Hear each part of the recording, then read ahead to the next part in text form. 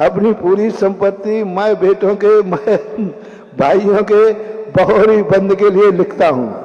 सोचो कभी ऐसा हो तो क्या होगा। कल्पना करो महानुभाव, कांप जाती है आत्मा आज और हर्षित हो जाती है इन कहानियों को पढ़ करके। यदि ऐसा करके तुम्हारा बाप घर पहुंचा है, मम्मी घर पहुंची है, तो उसकी क्या हालत होगी। मम्मी ये करके घर पहुंची है तो बहू क्या हालत करेगी, और पापा ये करके पहुंचे हैं तो बेटा तुम क्या हालत करोगे। खा जाओगे, उलाना दोगे। जब सब लिखना था बाप तो मुझे कहना क्यों किया आपने, पूछना नहीं समझते थे। आजकल बाप मिल जाए तो बेटे को बुरा लगता है, पापा पूछ लेते। अब भी मैं कोई बड़ा छोटा नहीं हूं, बड़ा हो गया हूं, पूछना तो कर्तव्य बनता था। अपने मुंह से बोल रहा है बेटा, बहू बोल रही है मां जी आप पूछना चाहिए था, आप कैसे बोल के आ गए। झगड़ा हो जाएगा। बस जिस घर में मम्मी पापा बुजुर्ग दान बोल करके आए और घर में कलह हो जाए, समझ लेना उस घर में दरिद्रता प्रवेश कर गई है।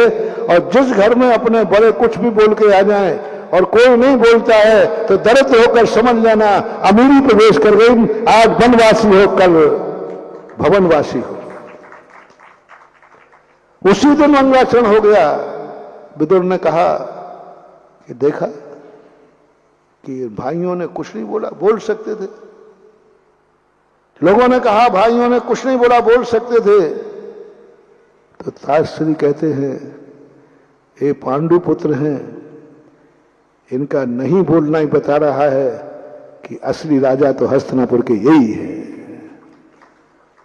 असली राजा तो यही है और हुआ यही। और तुम्हारे यहां कलह हो जाती है कि नहीं ऐसे कैसे बोल दिया, हमारा भी हिस्सा था। आज भाई भाइयों में लड़ाई होती है, तुम्हें कैसे दान बोल सकते हो। मैं भी आपके बराबरी का भाई हूं।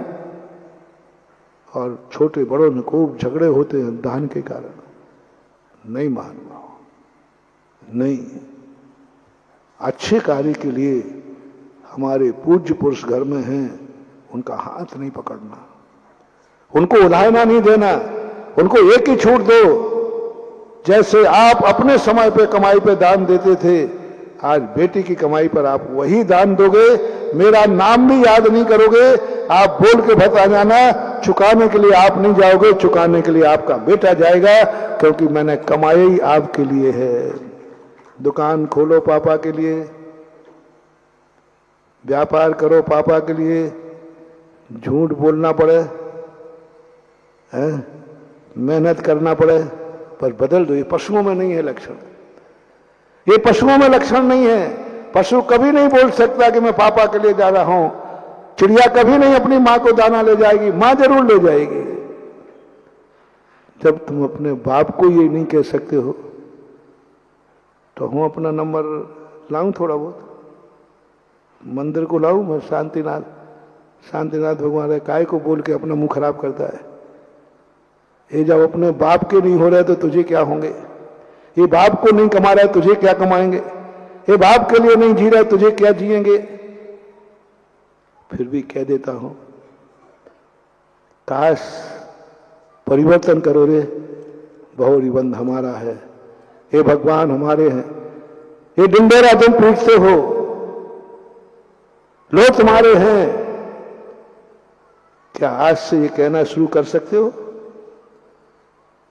कि मैं जो कुछ भी कमा रहा हूं सब चमत्कार उदय बहुरी बंद के लिए कमा रहा हूं। मेरे पास जो कुछ भी है सब चमत्कार उदय का है, सब प्रभु आपका है। आपके लिए कमा रहा हूं, आपके लिए जी रहा हूं, आपके लिए सब कुछ मेरा आपके लिए है। मेरा मन, मेरा वचन, मेरी काया, मेरा धन सब आपके लिए कमा रहा हूं, आपके लिए। मेरा परिवार भी आपके लिए है। कभी कह सकोगे, कभी निकलेगा तुम्हारे मुंह से क्यों भैया व्यापार क्यों कर रहे हो। बोले मालूम नहीं है हमारे शांतिनाथ भगवान का बहुरी बंद का मंदिर बन रहा है, उसके लिए कमा रहा हो।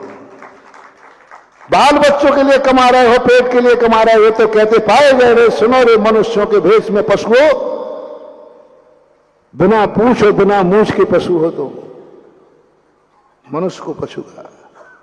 जिस दिन तुम ये कहना शुरू कर दो कि नहीं हमारे मंदिर बन रहा है भगवान जी का, उसमें हमें पूरा नहीं तो कुछ तो करूंगा।